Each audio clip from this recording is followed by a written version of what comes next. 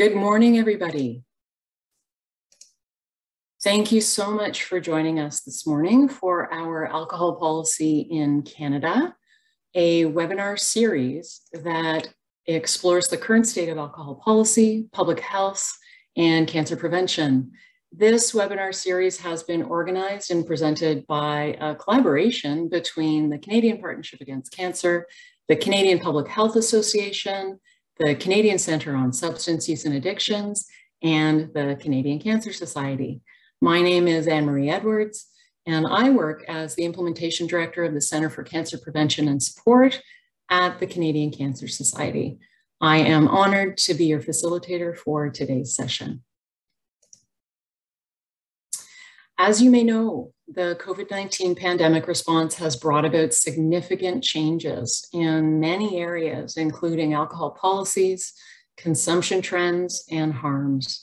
And because of this, there was a desire to convene professionals and thought leaders like yourselves in the areas of alcohol policy, public health, and cancer prevention to discuss the current state of alcohol in Canada and policy recommendations for moving forward.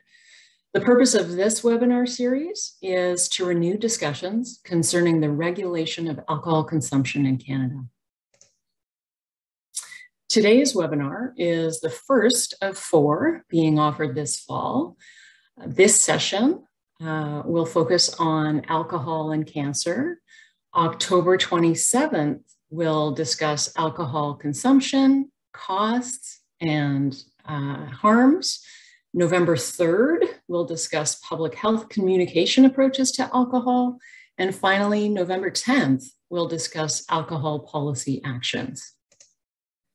Before we get started today, I wanted to go over a few housekeeping items. First, you may have noticed that all participants have been muted.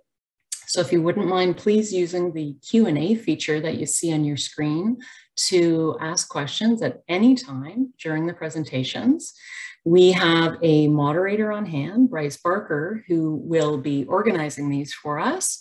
And we will aim to get through as many questions as possible during the discussion period. Please also note that this meeting is being recorded.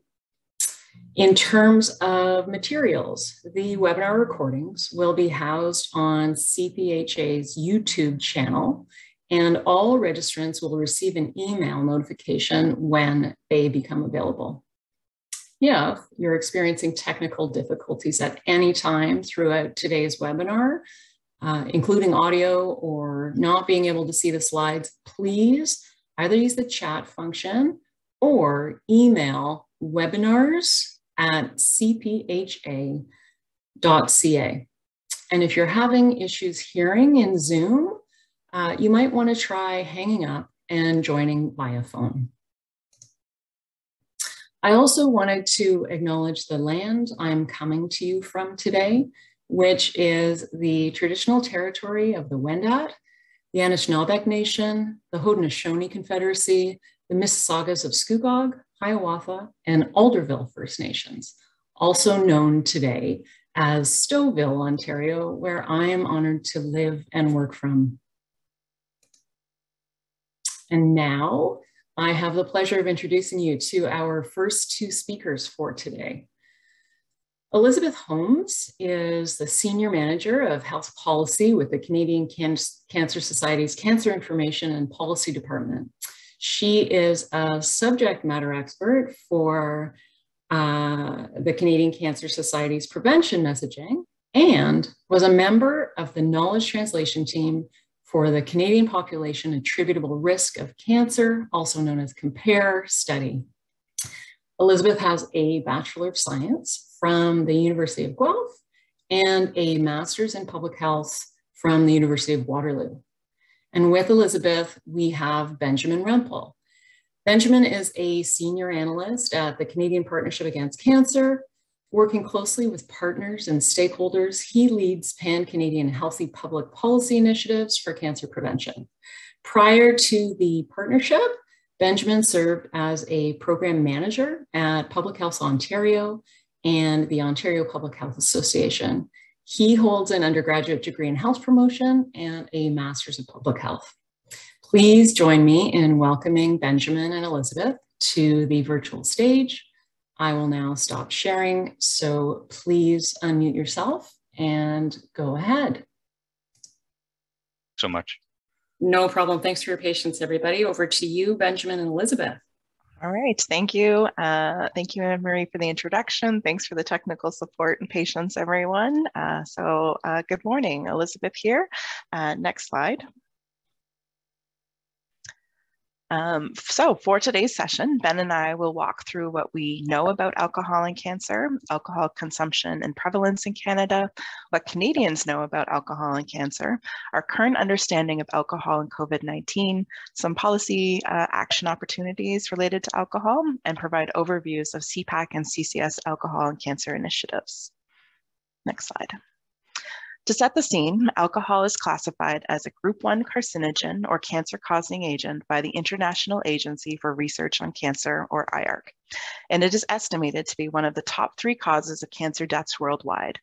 Evidence indicates that regular alcohol consumption over time, even at low levels, increases the risk of developing alcohol-associated cancer. It has also been found that cancer risk increases when alcohol is combined with other factors, including smoking tobacco. So how does this happen? The type of alcohol in alcoholic beverages is ethanol, which our body breaks down into acetaldehyde and then further breaks down into an acetate. Both ethanol and acetaldehyde are known to cause cancer in humans. Acetaldehyde also has been shown to damage our DNA and stops our cells from repairing damage. Next slide. Research supports a causal link and an increased relative risk between alcohol consumption and cancer at several sites in the body. This includes oral cavity and pharynx, larynx, esophagus, liver, female breast, and colorectum. Emerging evidence also suggests alcohol consumption might increase the risk for other cancers as well, including cancers of the pancreas, lung, and prostate. Intensity and duration of drinking impacts different cancer types in different ways. Looking at this graph, we can see that cancer risk increased most among heavy and moderate drinkers, the blue and the green bars, but we can also see that even light drinkers are at risk, the yellow bars. The sobering news in all of this is that any type or amount of alcohol increases your cancer risk. In fact, in 2015, an estimated 3,300 new cancer cases diagnosed in Canada were due to alcohol consumption, or about 1.8% of all cancer cases that year. We know that the number of moderate drinkers are increasing, while the number of non-drinkers and light drinkers are decreasing, with the number of heavy drinkers remaining stable. If this trend continues, the number of new cancer cases due to drinking alcohol will triple, increasing from the 3,300 in 2015 to over 10,000 in 2042. Next slide. Back up. Although different drinking guidelines exist throughout Canada, at the Canadian Cancer Society, we encourage people to make informed decisions about their health and recommend that if you choose to drink alcohol, women have less than 1 drink per day and men have less than 2 drinks per day. Essentially, the less you drink, the more you reduce your risk. You'll notice that these cancer prevention recommendations are lower than the low-risk alcohol drinking guidelines. The Canadian Cancer Society's alcohol messaging was developed to specifically reduce the risk of cancer, while Canada's low-risk alcohol drinking guidelines were developed to minimize a broad group of health effects caused by alcohol. If more Canadians limit their alcohol intake and follow the cancer prevention recommendations for alcohol consumption of less than 2 drinks a day for men and less than 1 drink a day for women, we could prevent over 44,000 cancer cases between now and 2042. Next slide. We know that nearly 80% of Canadians 15 years and over report consumption of alcoholic beverages in the previous year, and specifically about 2 out of 10 Canadian adults drink 1 drink or more a day. Data from the World Health Organization suggests Canadians consume alcohol on a per capita basis far greater than the global average at 9 liters compared to 6 liters. We also know that alcohol consumption varies across a variety of factors, including sex, age, sexual orientation, socioeconomic status, ethnicity, and even jurisdiction. Also of concern, many people don't realize we are drinking unsafe amounts, as we underestimate how much we drink as Canadians by up to 75%. Next slide. As mentioned earlier, looking at past trends and projecting forward to 2042, we expect to see a decrease in non-drinkers and light drinkers, which are the green and blue lines, and a stable trend in heavy drinkers, the black line at the bottom, but an increase in moderate drinkers, the yellow, orange, and red. Cancer risk increases most among heavy and moderate drinkers, but even light drinkers are at risk. Small changes in drinking consumption can have an impact. Let's take a minute to put this in context for what we know about cancer prevention in Canada. Through the CCS-funded Canadian Population Attributable Risk of Cancer, or COMPARE study, that you've seen highlighted throughout this presentation, we know that about 4 in 10 cancer cases can be prevented through healthy living and policies that protect the health of Canadians. Tobacco, the blue circle, is by far the #1 modifiable risk factor for cancer. There have been many strides in tobacco control over the years, and still more work that needs to be done. Looking at the remaining modifiable risk factors across lifestyle, environment, occupational, and infectious agents, kind of going in a swirl from the center, we can see that alcohol is in the top 10 and coming in at the #8 modifiable risk factor for cancer. Over to you, Ben.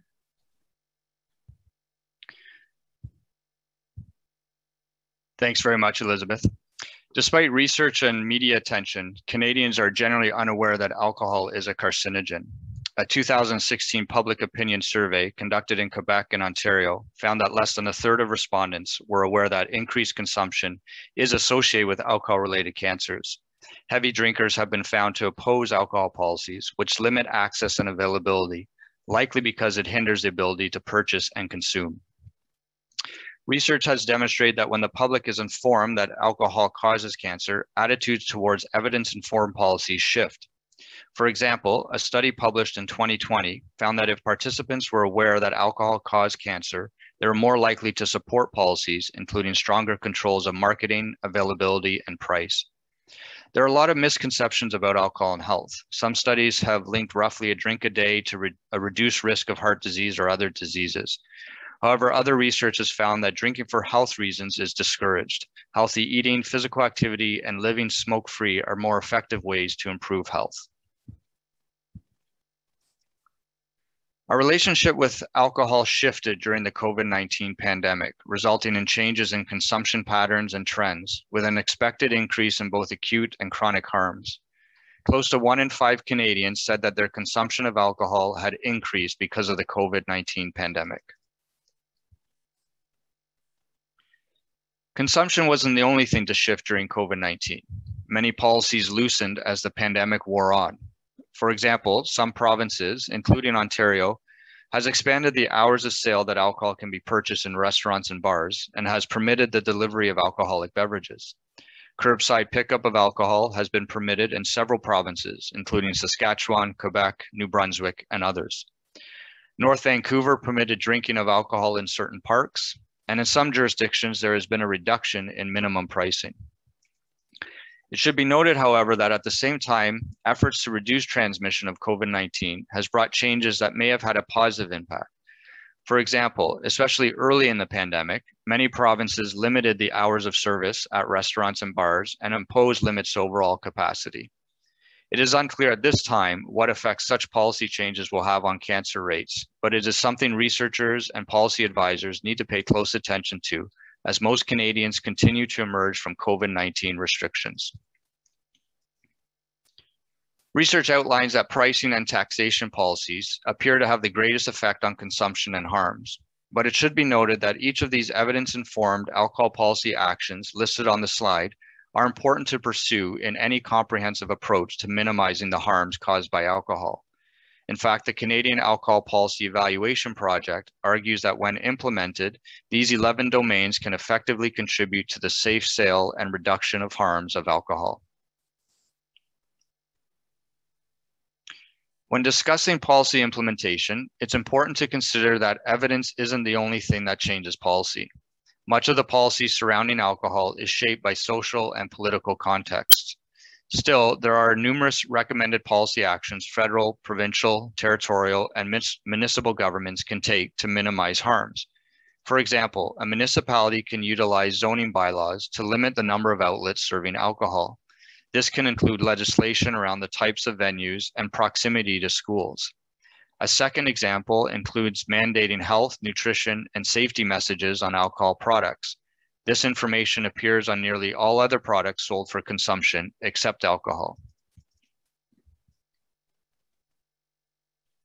Next slide. Thanks. Alcohol policy and cancer prevention is a priority area for the Canadian Partnership Against Cancer. We have several current and evidence-informed web resources found at the link on the slide.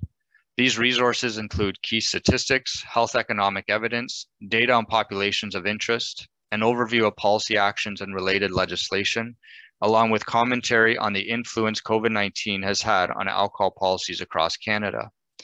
This same link will also lead you to two recent reports. The first report is a literature scan on background information and key statistics related to alcohol consumption in Canada. The second report is a scan of effective alcohol policies available for implementation at municipal, provincial, territorial, and national levels. So I encourage you to review these resources to inform your work. And at the Canadian Cancer Society, we're committed to increasing awareness about the link between alcohol and cancer as an important first step towards changing attitudes and behaviors. Right now, we do this through a variety of ways, including kind of left to right, our monthly tips publication to help support gradual changes for reducing cancer risk, including limiting alcohol. On our website, cancer.ca/prevention, with information on a range of modifiable risk factors, including alcohol. And below that, itsmylife.cancer.ca, our online interactive cancer prevention tool to empower Canadians to take action to reduce their cancer risk by making simple changes. We also have prevention programs, including two that I've highlighted here. Better Women is a health promotion program that offers women free access to a volunteer peer health coach who is trained to help them reach and maintain their health and cancer screening goals. The goals are created by the participant, and a peer health coach will be there along the participant's journey to provide additional motivation and help them stay accountable. We also have our Healthy Workplaces program, a comprehensive workplace wellness program that helps employees make lifestyle choices that can reduce their risk of developing cancer and other chronic diseases. The program gives employers the tools to create healthy and active workplaces. And finally, DryFeb, a fundraiser that challenges Canadians to go alcohol-free in February and raise funds for the Canadian Cancer Society. Over the 5 years of this campaign, between 60 to 75% of DryFeb participants think they would drink less alcohol after participating in the campaign, and the rest would drink about the same amount. We are also following the research on policies that can help Canadians reduce their consumption and exploring our role in this ongoing conversation. In closing, reducing consumption of alcohol requires a multi-sectoral approach, including the implementation of evidence-informed policies. Both CPAC and CCS believe that only a comprehensive and coordinated response to alcohol consumption trends and harms will have a substantial and positive impact in reducing the risk and incidence of alcohol-related cancers in Canada. Thank you very much, and I will now hand it back over to Anne-Marie to facilitate the expert panel.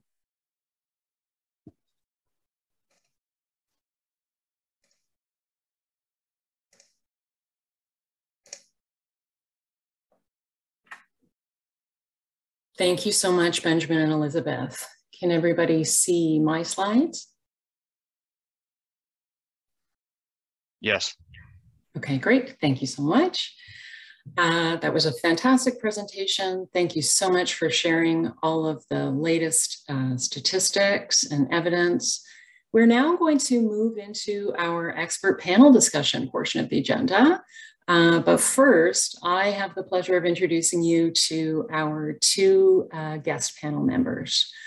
Oops, start my video.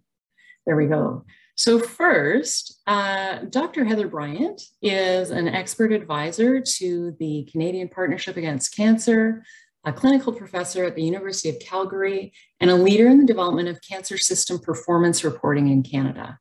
Prior to joining the partnership, she was Vice President of Population Health and Information at the Alberta Cancer Board. Dr. Bryant studied medicine at the University of Calgary, followed by a fellowship in community medicine and a PhD in epidemiology. And with Heather, we have Dr. Darren Brenner. Dr. Brenner is an associate professor and epidemiologist at the University of Calgary, where he leads a program of research focused on using big data and precision health analytics to examine cancer risk and outcomes. He's the Associate Director of Research at the Forzani and MacPhail Colorectal Cancer Screening Center. Dr. Brenner is also a co-lead and director for the Oncology Outcomes Research Initiative at the University of Calgary, co-chair of the Canadian Cancer Statistics Advisory Committee, and chair for the OncoSim All Cancers Modeling Working Group. As I mentioned earlier, please feel free to use the Q&A feature to ask questions of the expert panel. While we're getting our questions queued up, I'd like to ask first each of our panelists, if you wouldn't mind please sharing a bit more about yourselves with us, including your research interests and current work as it relates to the area of alcohol policy. So first, if you wouldn't mind unmuting and coming on camera, Dr. Bryant. Hi, Anne-Marie. It's good to be with everybody today. Yeah, my name is Heather Bryant, and as you heard from that little brief bio, I've spent most of my career at the left end of the cancer continuum in prevention and screening, developing screening programs and dealing with primary prevention initiatives. At the time, alcohol wasn't a big factor in primary prevention initiatives for cancer, but a lot of the things about policies and public messaging that you use for other kinds of primary prevention issues can be translated over to alcohol. So in the past few years, I've been looking, not doing primary research in alcohol and cancer, but looking at the meta-analyses, working with some international multidisciplinary groups on the issue. Great, thanks very much. I think the other thing I'll just say by way of introduction is I have 3 dogs and love them very much. And if any of them interrupt, I apologize in advance. No problem. Thanks so much, Heather. Dr. Brenner, if you wouldn't mind also sharing a little bit about your current work and research interests. Certainly. Thank you, Anne-Marie. Hello, everyone. So a lot of my research focuses on collecting population level data and then trying to do some statistics to estimate population level risk as well as individual level risk for developing cancer and then subsequent outcomes. Over the past 5 or 6 years, I've done quite a few large pooled analyses looking at international data sets, looking at the relative risk associated with various cancer sites related to light, moderate, and heavy drinking. As Dr. Bryant alluded to, several of the meta-analyses we've been conducting here with our team in Calgary to try to estimate across all of these large population level studies what the risk associated with various cancer sites is related to various levels of alcohol consumption. And I had the distinct pleasure to work with the Canadian Cancer Society on the Canadian Population Attributable Risk Cancer Project, which generated a lot of the statistics and estimates that were presented in the previous presentation, where we looked at the entire population level, investigated what the current rates of consumption are, projected into the future, and then estimated what we might be able to do through some changes at the person, the policy, and the practice level in terms of reducing alcohol consumption and then reducing the cancer burden of the population. I also would just say that I have a dog who also likes to be vocal on Zoom calls, so that's why I chose to come into the office today. I think we have that in common, all 3 of us. I also have 2 dogs, so hopefully people are used to hearing those kinds of background sounds at this point. I see that we have some questions coming in, but first I will start us off just to segue from our last presentation into this next part with a couple of questions that came in with registrations, actually. So the first question is that given that the kind of alcohol consumption that increases cancer risk is well within the realm of social acceptability, how should we start thinking about normalizing people not drinking? And so Heather, perhaps I can come to you first and then I'll go to you, Darren.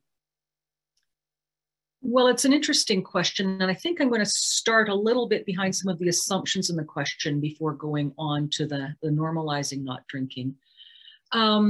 It's very tempting to try to develop policies and strategies around alcohol that are based on the ones with tobacco, which we have tried to get people to abstinence.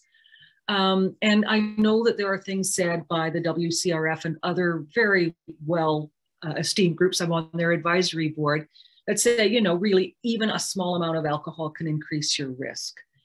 But the reality is, when you look at the slide, the good news of that slide is that drinking at a low rate, and that was a drink of up to a drink a day in that yellow bar, it's a small increase in risk. And for many cancers, there's no increase in risk at that lower rate. And in fact, there's a couple of cancers where the risk is lower for people who drink than for people who don't drink. So in many ways, the policy approach we have to take to alcohol may be more linked to the policy initiatives we have related to various foods that aren't really great for us, that have a dose response curve, like a lot of the alcohol things do, and try to do the same kinds of policies that would lower people's exposure to, say, cured meats and those kinds of things.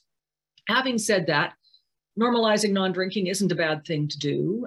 Normalizing non-drinking in social circumstances isn't a bad thing to do.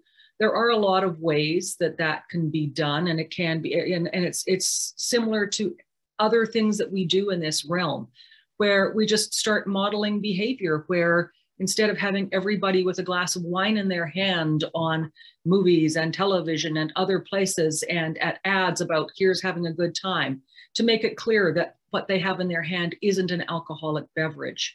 I think some of the things the Canadian Cancer Society does with the Dry February is also a really great kind of initiative that raises people awareness of this.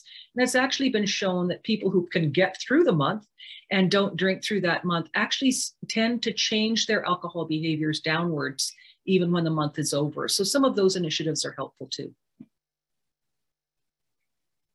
Thank you very much. Darren, do you have any thoughts on that question? I know prior to the webinar, you were talking about alcohol consumption, meaning different things for different cultures. I'm just wondering if you want to expand or offer any other comments. Certainly, and I echo a lot of the sentiment that Heather raised, in that for some cancer sites, the associations are only for really strong or moderate drinking, and there's fewer associated cancer sites with just light levels of drinking. So I think there's sometimes a danger in trying to go too far to the abstinence side of the messaging, in that it becomes dismissive for some people and they're unlikely to take it seriously. I agree that reductions is probably the way to go, and whether that's the model of other exposures like red and processed meats and other dietary factors. I found some messaging that's personally very much of interest is these sort of dry periods. And so have days or weeks or months where you consume less seems to be a sort of good foot in the door, if you will, for people's behavior patterns. Because if you can do it for a week, then for a day, you might be able to do it for a week. And if you can do it for a week, you might be able to do it for a month, and then several months at a time. And to come back to your cultural perspective, I think it is important to remember that it is ingrained in a lot of sort of Western cultures that at holidays and things like that, there are consumption that is part of the sort of family gatherings and things like that. So that will be very challenging to change those behaviors. But if we can reduce the levels from high to moderate, from moderate to light, and try to focus on messaging like the CCS has to increase those periods of dry times or abstinence periods, then I think that's, you know, a good way to move forward and sort of start that discussion, start that messaging and thinking in people's minds. Great, thank you for that. Okay, so I think we'll go to the Q&A. I do have other questions that were submitted prior to the event, but I'll go to what we're seeing in the Q&A. So we have a question here from Alan at Lupin. Were there any surveys done on First Nations communities? And so This question came in during the first part of our webinar. I'm thinking that perhaps this might have been in the context of change in behaviors throughout the pandemic, but I'm not sure. But I would invite first Heather and then Darren, and then we'll go to Elizabeth or Benjamin if they're aware. But first, Heather, are you aware of any work that's been done in First Nations communities? I'm not aware of any in communities. Doesn't mean it hasn't been done, and others may be more aware of that. I am aware of some sort of self-reported drinking behaviors studies that have just separated out some of the groups that responded to that.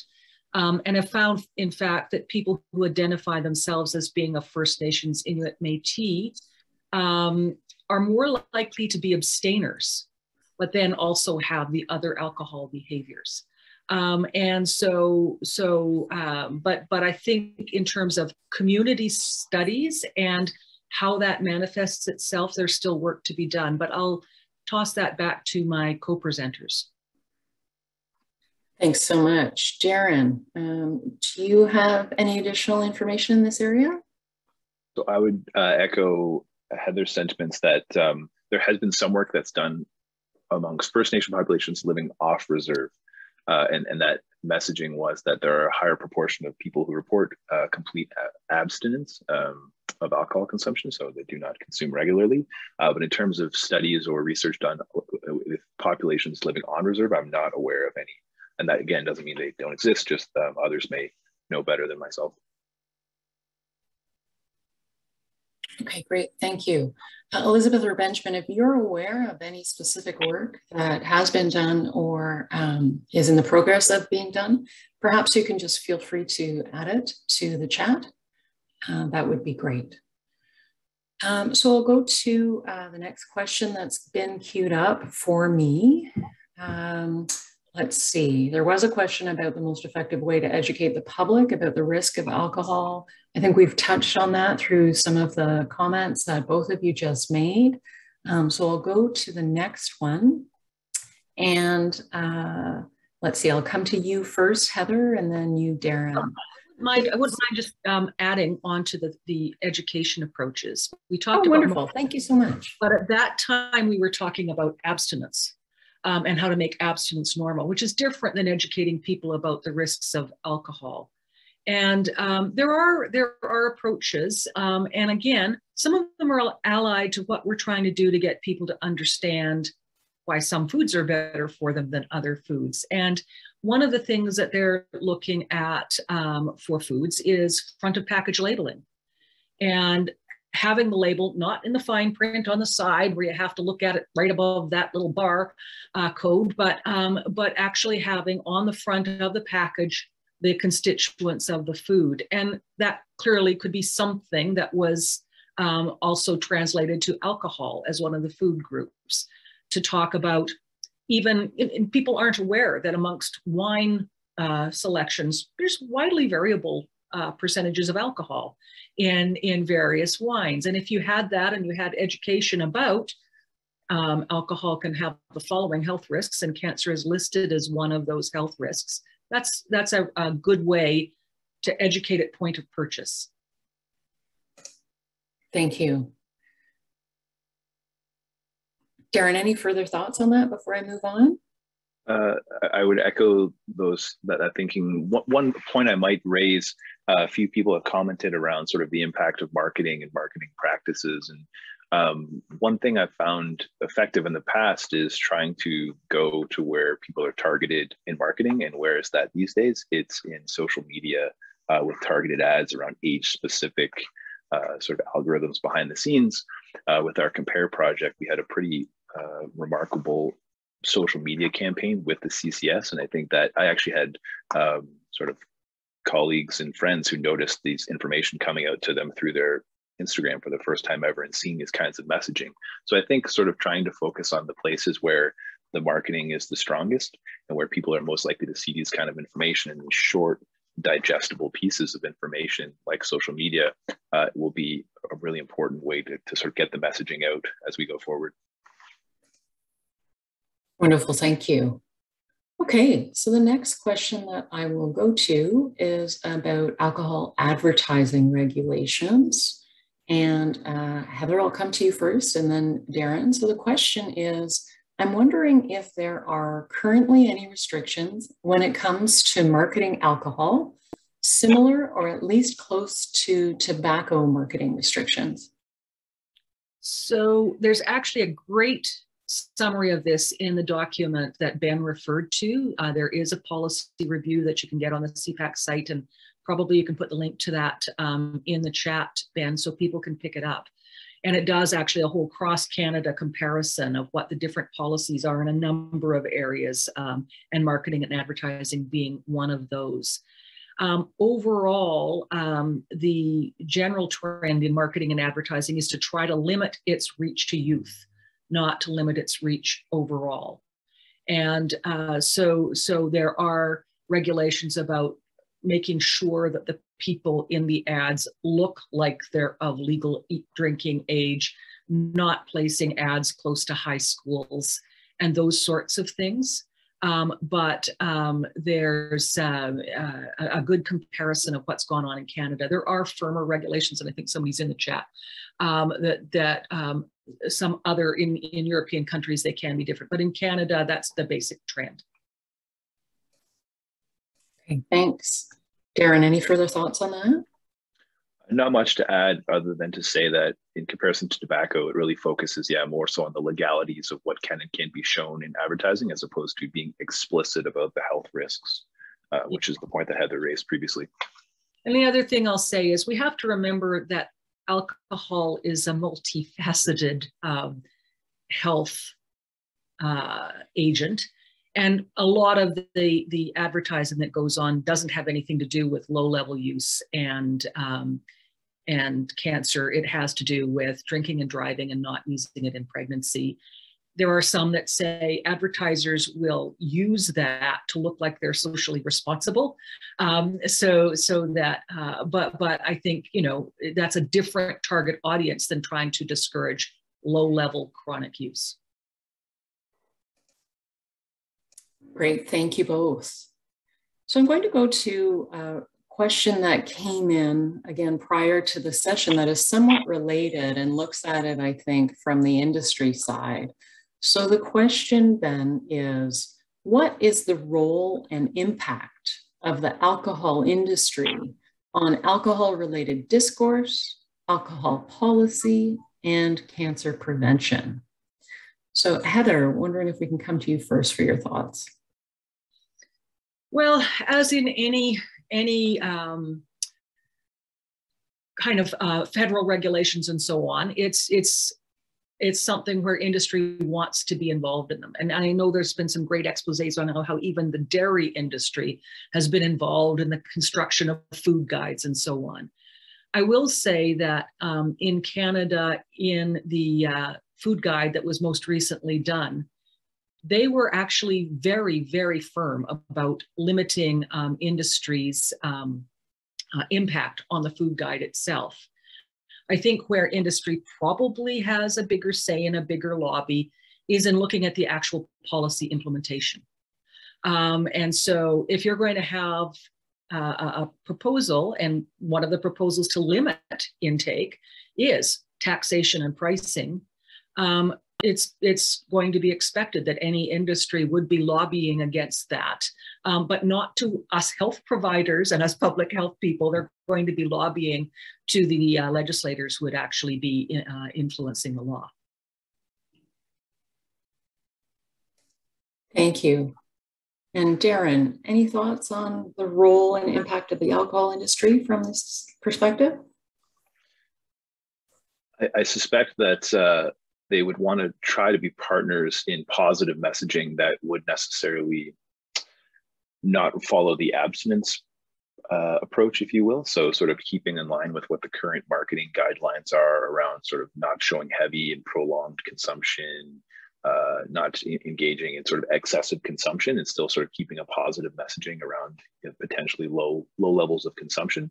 So I think they would have some role in trying to find something that might be a middle ground in terms of marketing that they would be more likely to adhere to. But in terms of actually developing policy, I think that it's sort of counterintuitive that they would want to be involved or would be involved as it sort of goes against their bottom line, if you will. Thank you. Okay, moving along then.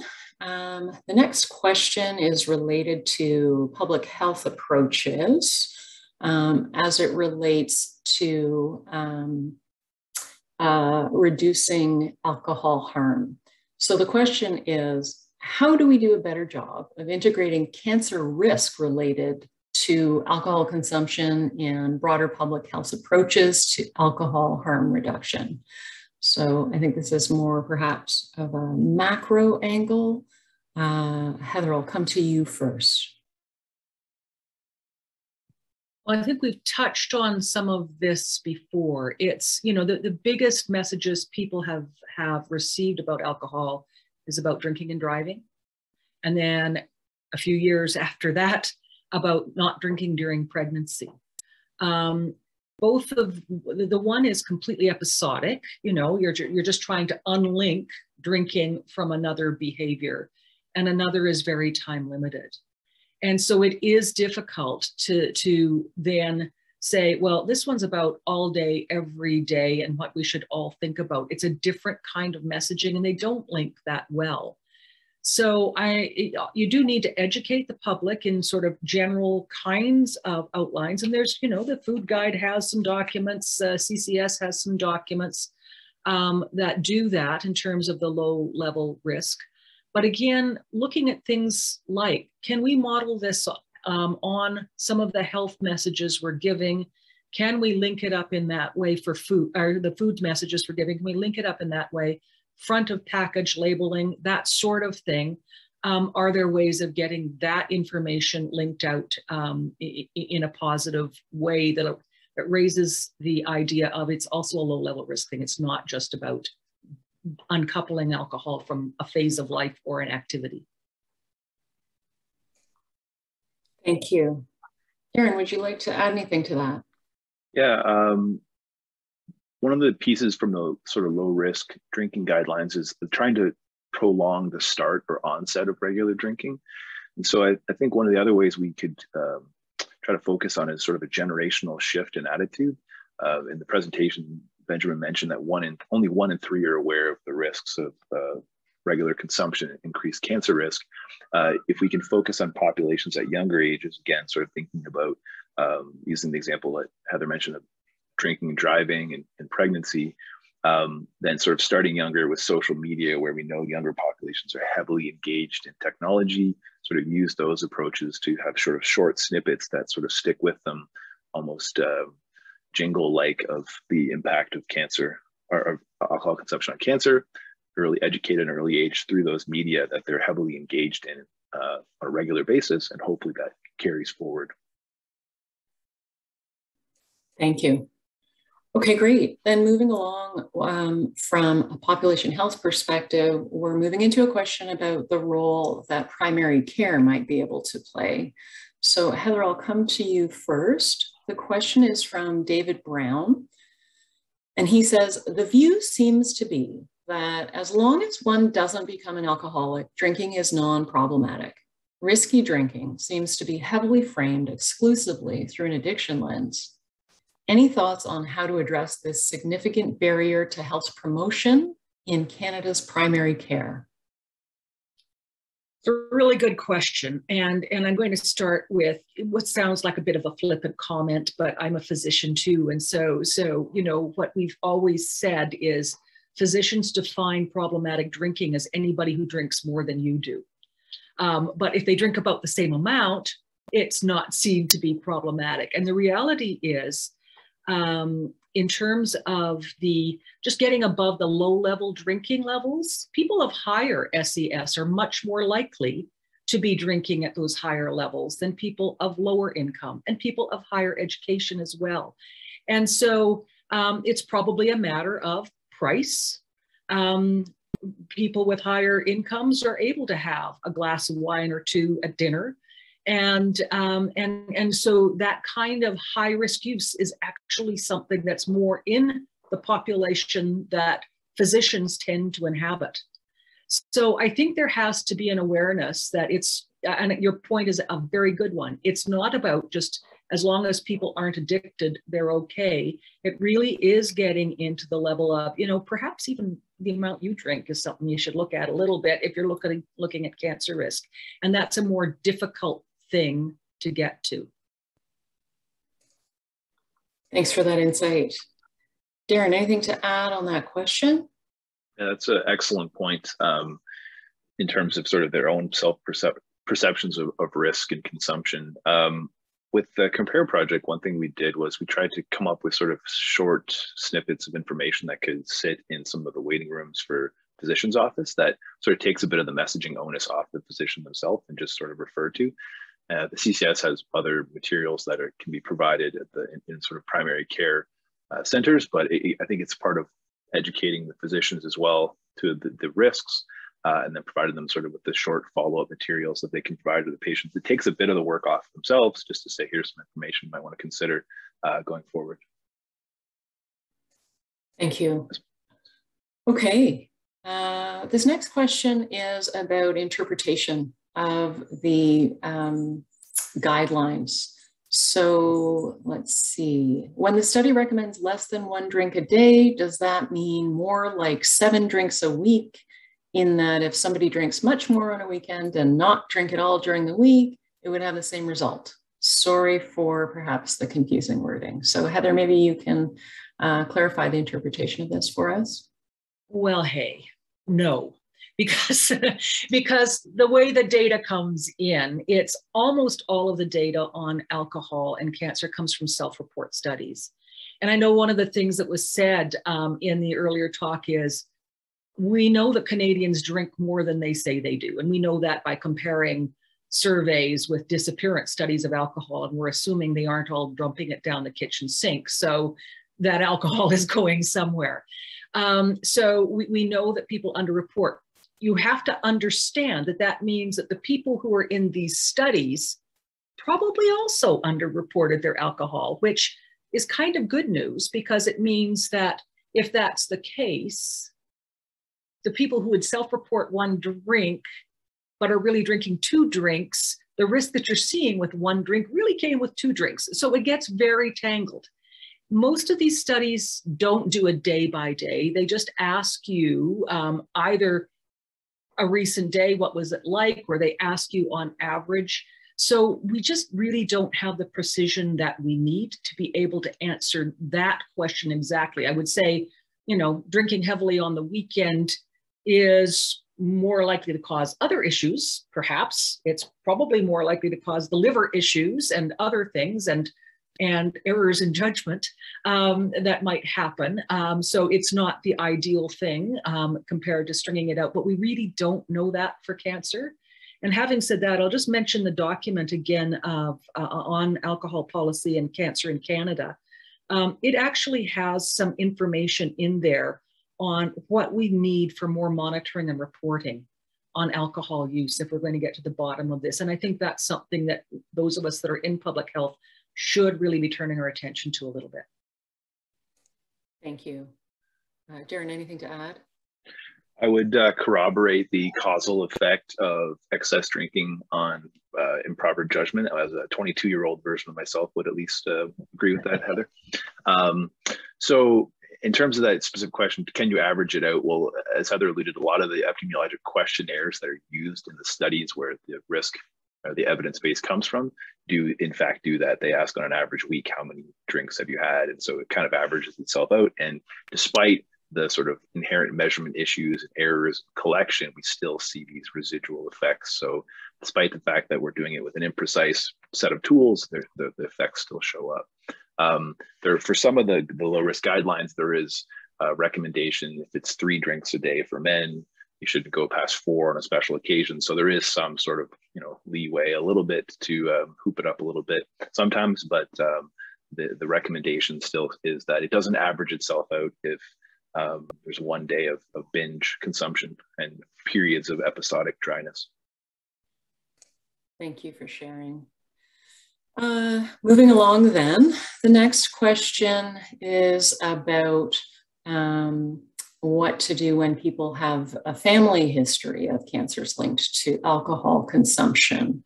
So Heather, if I could ask you to respond first, the question is, in terms of lower drinking levels, what are your thoughts on advice to patients with a family history of cancers linked to alcohol consumption, particularly breast cancer? So it's a simpler chat to have. I mean, if somebody has a family history for breast cancer, they're going to be more interested and will personalize the information a little bit more. It's true that breast cancer, and if you remember the slide, it does have a small increase in risk even at the one drink a day, but the relative risk is 1.04. And that is something that, you know, is very low in terms of relative risk when you compare it certainly to the 18 and more for tobacco and so on. So you have to encourage people to sort of weigh these things a little bit, but you can comfortably say to a woman, you know, even a little bit of drinking does increase your risk some. If you can keep it to less than a drink a day, like the guidelines, you're going to minimize your risk. And if you are able to keep it to less than that, there'll probably be an even greater savings in your risk down the road. Thank you for that. And I'm looking at the time. So I'm going to, Darren, instead of giving you an opportunity to add on to that, I'll ask you a separate question if you don't mind. I see a really interesting one here in the Q&A. And that is, there's been quite a lot of concern around the social media normalization of mommy, in quotes, mommy wine drinking, endless memes on Facebook of mummy's sippy cup, and the increase in consumption specifically among women. Any thoughts or comments on this trend and actions that might be taken in this area? That's a great question, and sort of anecdotally noticed that as well, particularly during the pandemic with children being home from school and sort of that as a at least potential coping mechanism, if you will, for the additional chaotic daily routines. So I think, again, I would just echo my statement that I think that behooves organizations like the Canadian Cancer Society then to sort of focus on those worlds where people are spending all of their time in the digital sphere. Then I think that, you know, where other avenues of knowledge translation where previously around the scientific community and focusing on sort of more broader media campaigns, I think we can be more targeted, focused on social media. We know people are spending hours a day on their phones looking at these things. So it's a captive audience. And so being able to target particular age groups or things like that, using various marketing campaigns focused on these individuals, we can at least counterbalance the sort of flippant messaging around mommy wine drinking with sort of, you know, counter position that with the evidence that we know that it increases your risk for multiple cancers. So at least, you know, weigh that evidence yourself, but know that that's the sort of consequence or potential consequence. Thank you so much for that. Heather, anything to add? Well, I just wondered too, like part of the reason people are able to drink more is because many of us are working from home. And it also makes it more difficult to control your consumption if the bottle is in the house. But I think a lot of these, even the funny ones, tend to go hand in hand with messages about this is what you do to reduce stress. And I think if we have more messaging about what are other things that you can do to reduce stress that are less risky, that we may be able to counter it a little bit as well. There's also an increase in the number of groups that are starting up about sober women. And there's been books written in those kinds of groups. And I think they are groups that don't require you to think you're an alcoholic before you join. I think there may be some resources there as well. Thank you so much for sharing those thoughts, really helpful. Okay then, in the interest of time, we will move along. We apologize to those who provided us with questions that we weren't able to get to. I do want to make sure that we close on time. So I will advance to the next slide. And I have a small reminder for everybody. Once you exit today's session, you will be redirected automatically to our evaluation survey. So if you could please take the time to complete it, we'd really, really appreciate it. Your feedback is so important to us and will help us drive improvements for subsequent sessions. We've timed it and promised that it should take no longer than 3 minutes. Before we all go our separate ways, I would like to take the opportunity to thank all of our speakers today. It's been, I think, a fantastic kickoff to this series. Thanks to our expert panel members, our behind-the-scenes IT tech advisors and Q&A moderator, and of course you, the participants. We hope you found today's session valuable, and we really hope that you will